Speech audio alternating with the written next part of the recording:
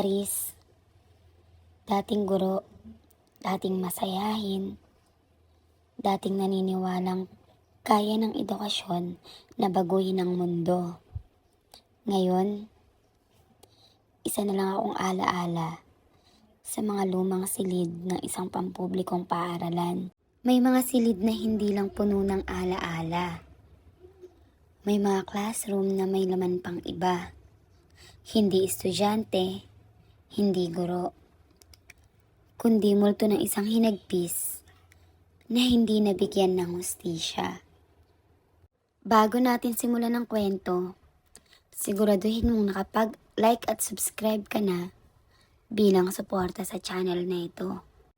Noong taong 2021, nalipat ako sa lumang building ng Silangan National High School. Sa sobrang dami ng estudyante at kakulangan sa classroom, ginawang klase ang dati ng abandonadong room 207. Ako ang piniling guro roon. Clarice, ikaw na lang. Masyado ka namang mapili sa estudyante. Biro pa ng principal. Bigyan mo ng chance ang mga delikado raw. Baka sa'yo, matuto. Ang room 207 ay nasa dulo ng pasilyo. Kahit bagong linis, maaamoy mo pa rin na amoy amag. At may mga bahagi ng pader na tinakpan ng illustration board dahil may mga bitak na. May stock room sa likod, pero palaging nakapadlock. Walang gustong gumamit nun.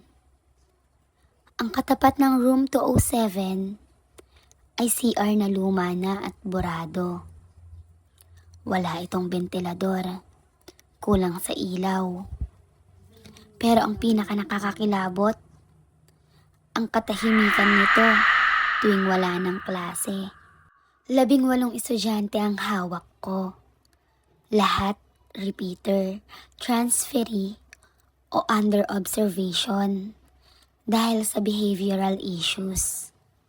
Ang iba, galit sa mundo. Ang ilan, halos di marunong magsalita.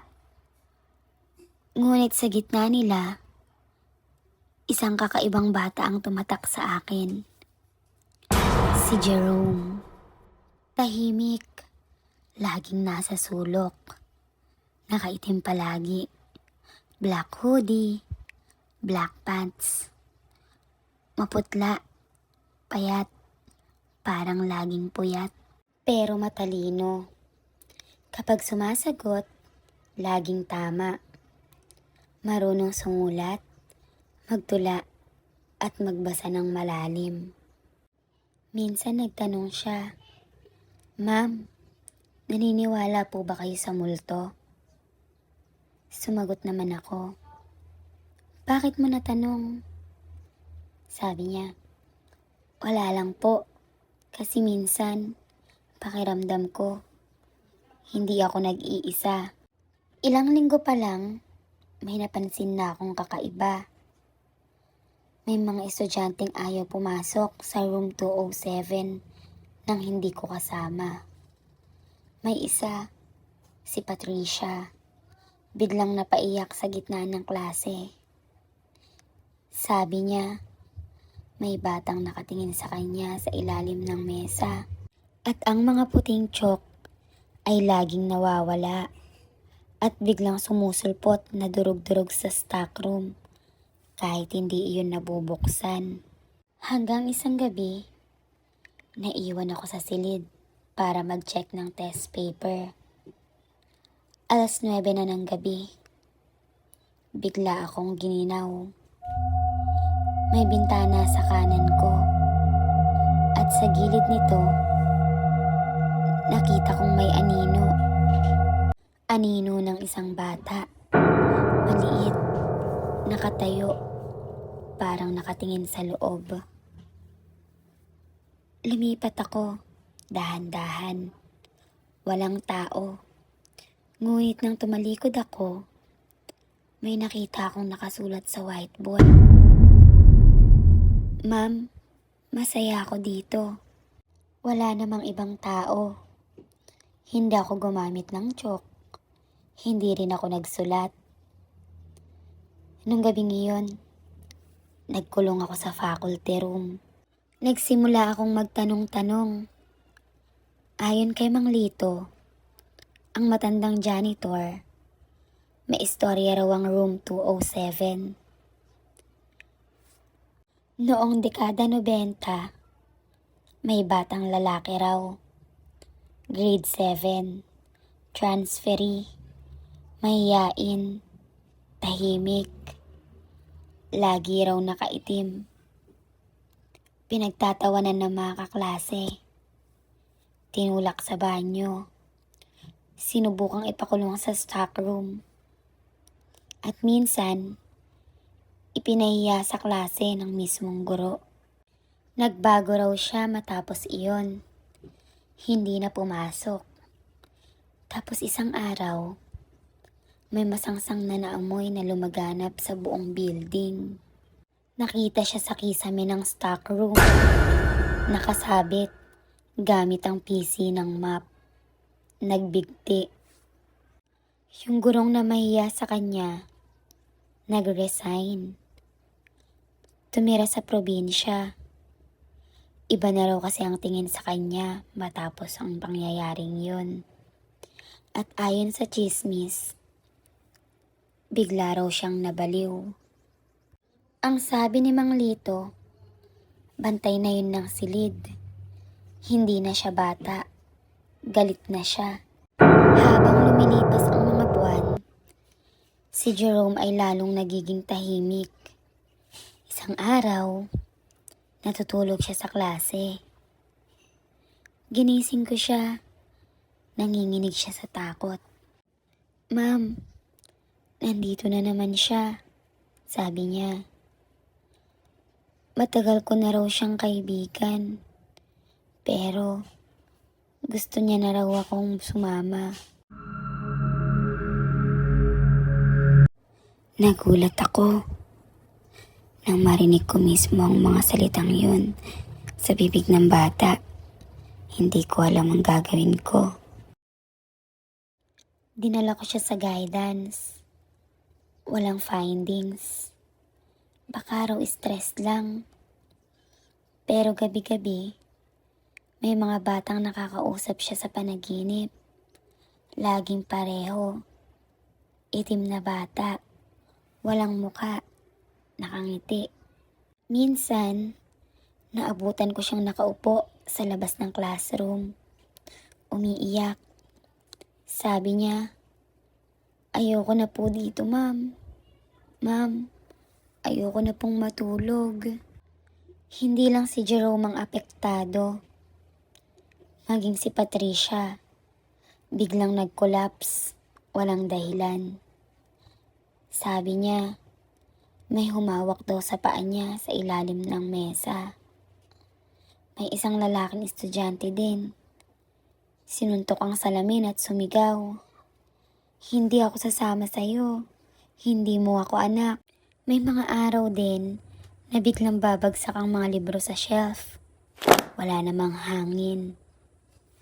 Sa isang pagkakataon, nakita kong kusang umikot ang ceiling fan kahit naka-off ang switch. Tuwing gabi, naririnig ko ang tunog ng chalk sa whiteboard kahit ako lang mag-isa. At ang pinakakakilakilabot, tuwing papasok ako sa silid, may isang upuan sa likod na hindi pwedeng upuan. Kapag may naupo roon, maglalagnat o maiihi sa salawal sa takot. Lahat sila ay nagsasabing may naririnig silang boses na bulong, "Umalis ka dyan, akin to."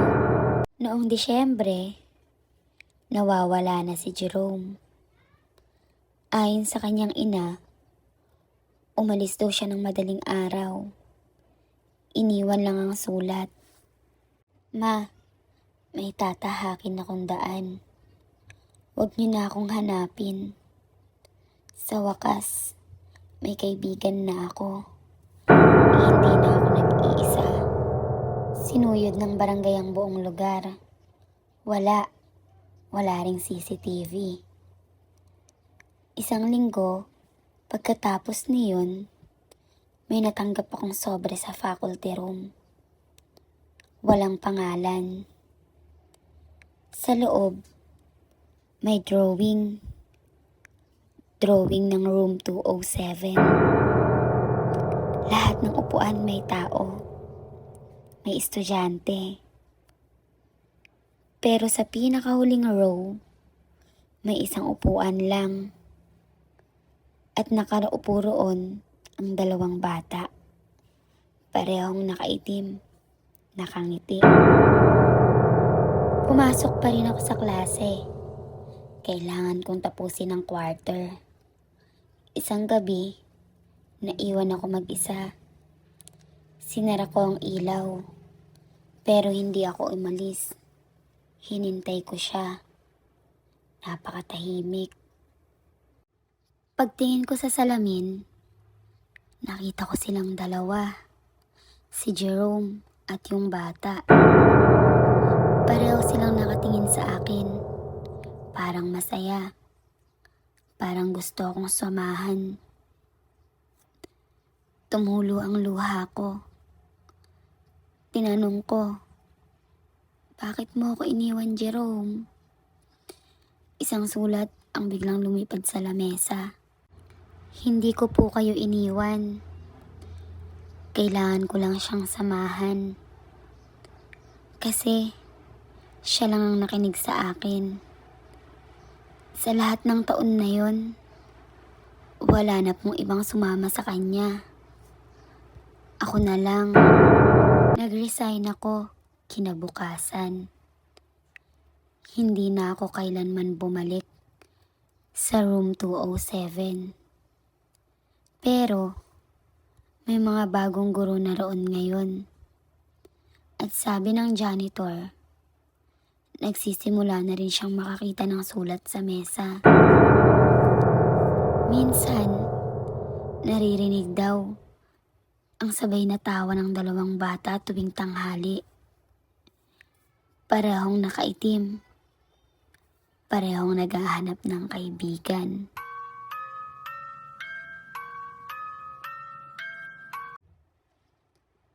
Ito ang 2 bahagi ng kwento ng itim na bata sa room 207. Kwento ito ng batang nakaitim. Noong taong 1997, bago pa ito naging room 207, kilala ito noon bilang room 48, isang regular na silid para sa mga grade 7. Isang batang lalaki ang lumipat sa paaralan. Siya si Nathaniel Cruz. Mahiyain, may lamat ang ngiti, laging nakaitim. Sabi ng advisor niya, lagi raw itong may dalang itim na kwaderno na hindi niya ipinababasa kahit pa kanino. "Ma'am, dito ko sinusulat ang mga sikreto ng mga tao." Biro niya minsan. Sabay ngiti. Pero seryoso ang tingin ng mata niya. Hindi siya katulad ng ibang bata. Tahimik siya. Pero parang alam niya ang mga iniisip ng mga tao sa paligid. Kung minsan, sasabihin niya ang sikreto ng isang kaklase kahit walang nagsabi sa kanya. "Hindi po ako ang nagsabi," bulong niya sa guro. "Sinulat lang po niya sa pader kagabi. Narinig ko lang." Dahil sa mga kakaibang sinasabi niya, unti-unting lumayo sa kanyang mga kaklase. Pinato siya ng papel, tinago ang bag, tinalian ng sapatos habang siya'y natutulog sa mesa. Minsang pinagalitan siya ng guro. Sinigawan siya sa harap ng klase. Pinarusahan sa pag-absent kahit may lagnat. Isang araw, Napansin ng janitor na may mga nakasulat sa blackboard. Kahit walang guro. Hindi ko na kayo kailangan. Ako lang. Sa room na to, ako ang tunay na nakakakita. Hindi na pumasok si Nathaniel kinabukasan. Sa loob ng 3 araw, wala. Pero sa gabi, may naririnig na ang mga guro sa room 48. Kaluskos, tila batang umiiyak. At isang boses na parang nagmumura at nagbubunganga. Nang ika-4 na gabi, nagsimulang umalingasaw ang masangsang na amoy. Akala'y patay na daga. Ngunit nang buksan ng janitor ang kisame sa stock room, doon siya natagpuan. Nakasabit, nakangiti, nakaitim.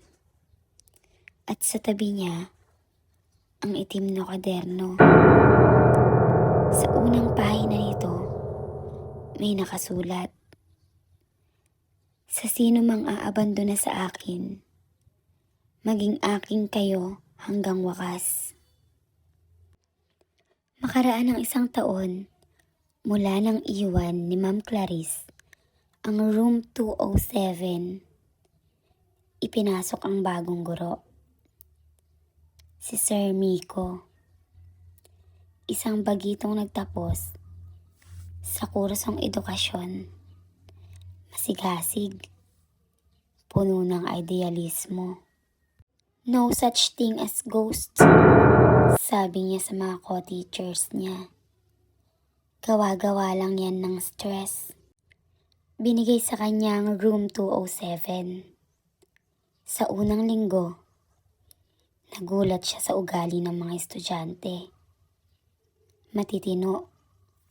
Pero lahat, takot sa upuang nasa pinakadulo.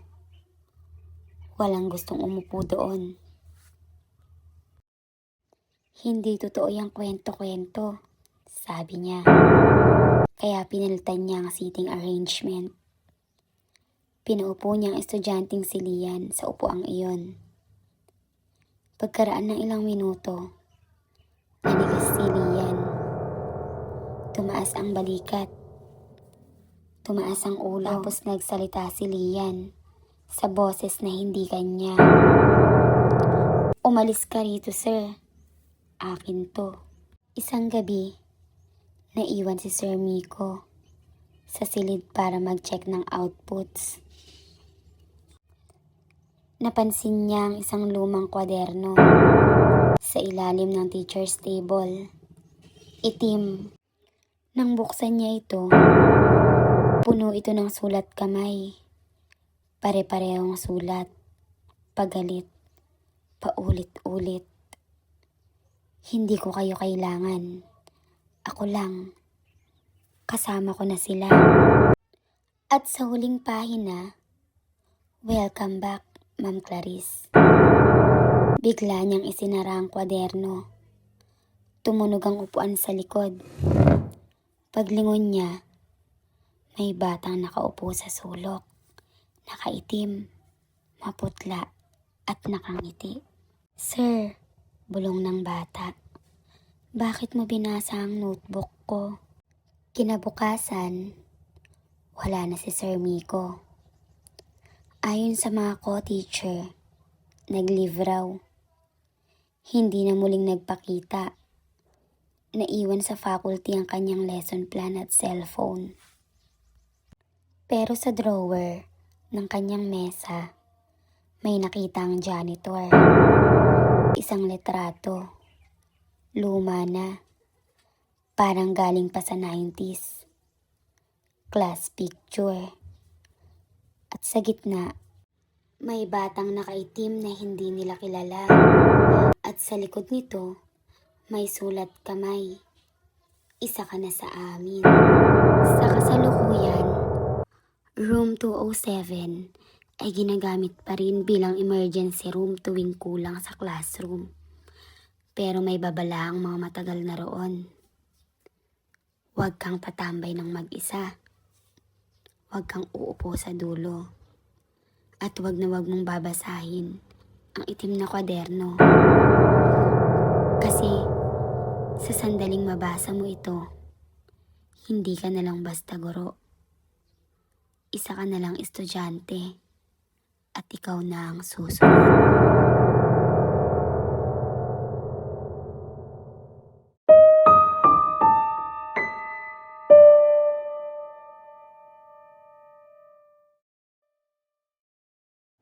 Ako si Miguel at ito ang kwento kung bakit hindi ko na muling binanggit ang pangalan ng Eskwela de San Bartolome o kahit lumapit man lang sa lugar na iyon, kahit paanong mangyari. Bago natin simulan ang kwento, siguraduhin mong nakapag-like at subscribe ka na bilang suporta sa channel na ito. Lumaki ako sa isang maliit na bayan sa Quezon. Kilala yon sa malawak na palayan, mga lumang simbahan, at isang eskwelahan na itinatago pa raw noong panahon ng mga Kastila. Ang Eskwela de San Bartolome ay parang nabubulok na monumento.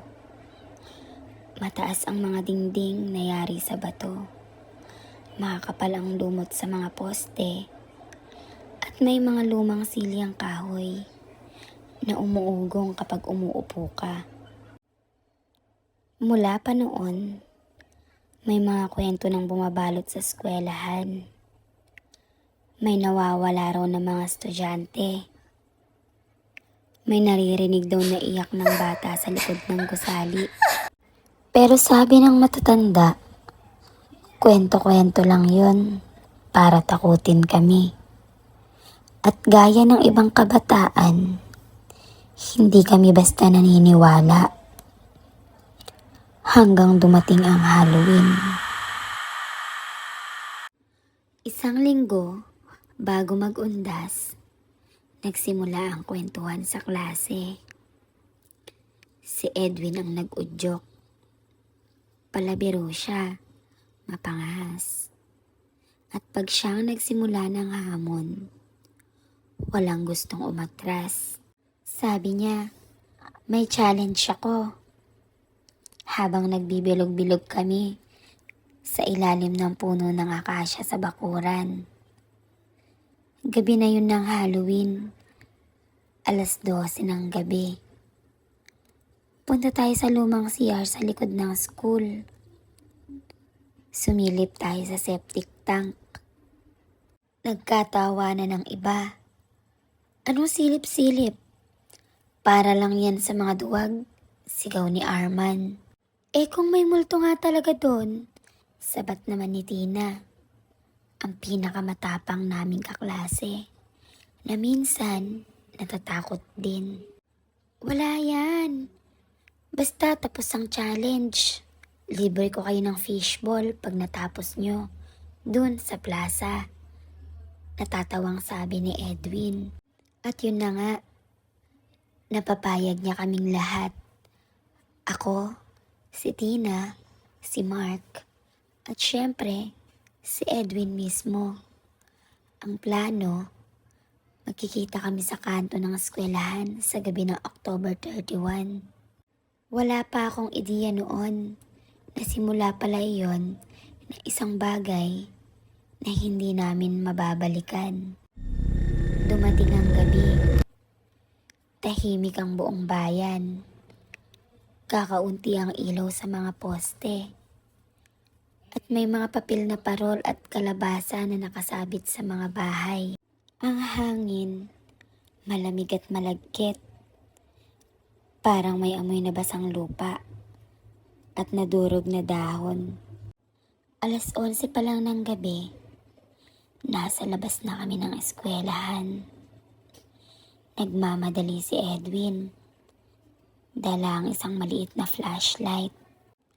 Ako naman, bitbit ang isang lumang lighter. Kahit hindi ko alam kung anong magagawa nito laban sa mga multo. Sa likod ng eskwelahan, May daan papunta sa luma at abandonadong CR.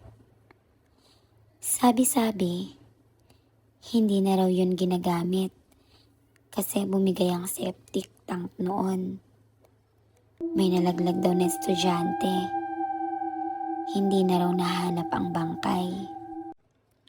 Kahit nanginginig, pinilit naming umusad. Tumatalbog ang ilaw ng flashlight sa mga lumang dingding. Sumasayaw ang anino sa mga bitak na semento. Pagdating namin sa pinto ng CR, bumungad ang amoy. Mabaho, malansa. Parang bulok na karne at basang kahoy. "Ready na kayo?" tanong ni Edwin. Pilit niyang pinalalakas ang loob niya. Tumango kami. Kahit halos lahat ayaw nang gumalaw ng mga paa namin. Ang loob ng CR ay parang snapshot ng isang bangungot. May sirang lababo, nakalaylay ang mga pinto ng mga cubicle, at sa gitna, isang malaking butas ng septic tank. Tinanggalan ng takip. Lumapit si Tina, dala ang flashlight. Tinapat niya sa loob. Noong una, wala kaming nakita. Madilim ang loob. Parang itim na tinta. Pero habang nagtatagal kami sa pagtitig, may gumalaw. Noong una, parang bula. Parang may lumitaw na maliit na pabilog na bagay sa ibabaw ng tubig. Tapos, isang maliit na kamay ang lumutang mula sa loob. Maputla, kulubot, parang balat ng bangkay. "Hala!" bulong ni Mark. Tapos bigla siyang napaatras. Biglang lumabas ang ulo. Isang maliit na batang basang-basa. Nakadilat ang mata ng malaki. Puro puti, walang itim. Bukas ang bibig niya ng sobrang laki. Parang hinatak pa ilalim ang buong ilaw ng flashlight. "Tulong!" Mahinang bulong. Pero ramdam mo sa buto ang lamig. Napaatras kami. Tumakbo kami palabas ng CR. Hindi na kami lumingon. Pagkatapos ng insidenteng yon, akala namin tapos na ang lahat. Pero kinabukasan, hindi pumasok si Edwin. Akala namin napagod lang. Hanggang sa ikalawang araw, hindi pa rin siya nagpapakita. Pumunta na kami sa bahay nila. Tinanong namin, bakit po hindi na pumapasok si Edwin? Sabi ng nanay niya, umalis daw siya noong madaling araw. Hindi na bumalik. Parang nabingi ako sa sinabi niya. At doon nagsimula ang sunod-sunod na kababalaghan. Gabi-gabi, nagkakaroon ako ng parehong panaginip. Nasa loob ako ng lumang CR. Hindi makagalaw. At sa harap ko, yung bata, umaahon mula sa septic tank. Mabaho, maitim, at puno ng basag-basag na balat. "Kasama mo na siya," sabi niya sa akin habang papalapit ng papalapit. Pagkatapos ay magigising ako, nanginginig, pawis na pawis. May amoy ng burak sa ilong ko. Dahil sa pagkawala ni Edwin, ginawan ng inventaryo ang buong eskwelahan. Pinasok din ang lumang CR. At doon nila nakita, may bahid ng dugo sa gilid ng septic tank. Pero walang bangkay. May mga bakas lang ng maliliit na kamay, parang bata. Sinara nila ang buong gusali pagkatapos nun. Ilang taon na ang lumipas bago ko nalaman ang tunay na nangyari. Ayon sa isang luma ng guro, may isang batang lalaki noon, anak ng isa sa mga janitor. Habang naglalaro, nadulas ito at nahulog sa septic tank. Walang nakaalam agad. At dahil napakatagal bago siya hinahanap, nalunod siya. At tuluyang nalunod ang katawan niya sa ilalim. Dahil sa takot, itinago ang insidente. Pinalitan lang ang simento, pero hindi inalis ang septic tank. At ngayon, ang bata, naghahanap pa rin ng mga kalaro.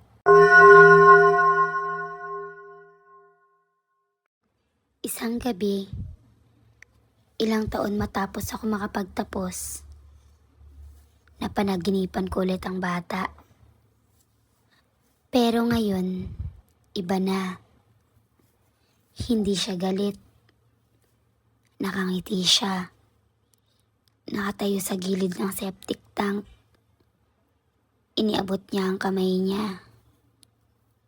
Tara na, maglaro tayo. At sa huling sandaling iyon, habang nagigising ako, ramdam ko ang malamig na kamay na humahawak sa kamay ko. Mahigpit, ayaw bumitaw.